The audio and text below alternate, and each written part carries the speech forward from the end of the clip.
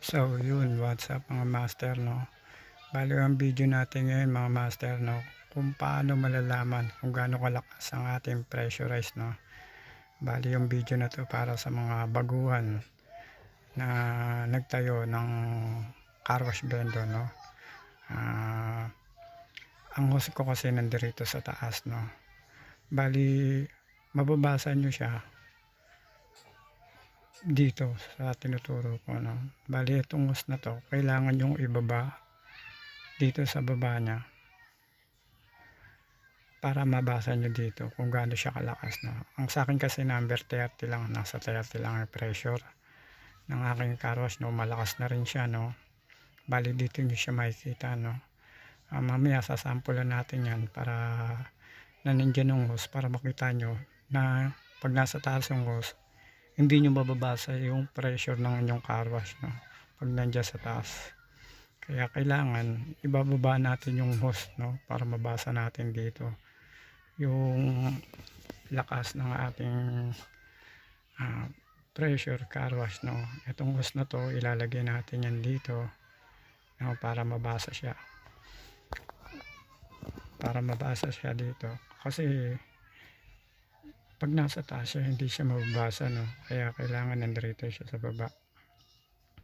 Mamaya hulugan ko yung makikita nyo hindi gagalaw yung kulay pula na yan kung saan pumipitik yan, no, kung gaano kalakas ang ating pressure wash. So ang akin kasi number 30 ang lakas niya, no. Okay na ako rin, malakas na para sa akin yun. Wala naman nagre-reklamo na mahina yung pressure ng aking car wash, no. So sinet ko siya ng 1 minute muna para mabilis yung video natin, no. Tetestingin natin siya tapos papakita ko sa inyo na hindi papalo yung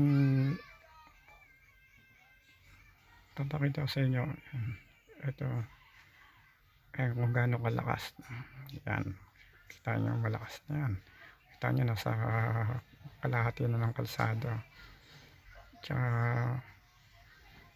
may kita nyo rito yun, no, hindi malang gumalaw, no, yung kulay pula kung saan makikita nyo kung gaano kalakas yung pressure nyo. Bali nasa dulo pa rin siya, no, kasi nasa taas ang hose natin, no. Para sa akin okay na to, ganito kalakas. Sa mga nagtatanong, no, number 30 to, no, 30 lang po ang lakas. Nakita nyo kahit lumot na dikit-dikit na, natatanggal niya pa. So kontento na akong ganyan. Wala naman nagre-reklamo na mahina yung pressure ng car wash ko, no. Nandiyan yung hose sa taas kaya hindi nyo mababasa, no. Okay, nasa dulo lang siya, no.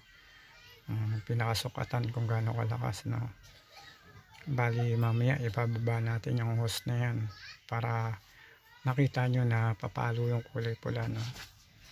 So yan, tapos na, no. Pasensya na, wala kasi yung katulong na taga video, no.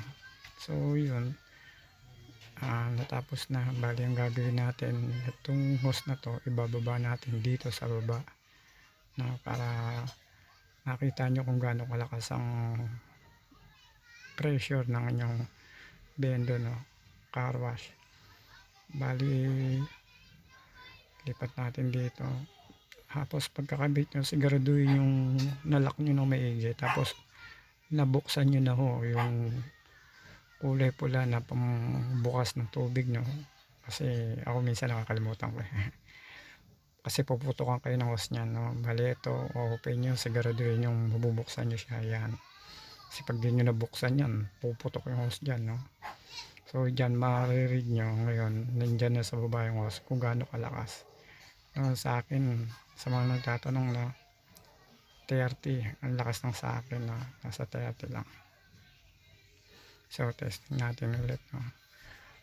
Pasensya na, hindi ko masyadong naididikit yung cellphone ko, no, para makita nyo, pero mapapansin nyo naman kaya na sinabi ko 30 lang, no.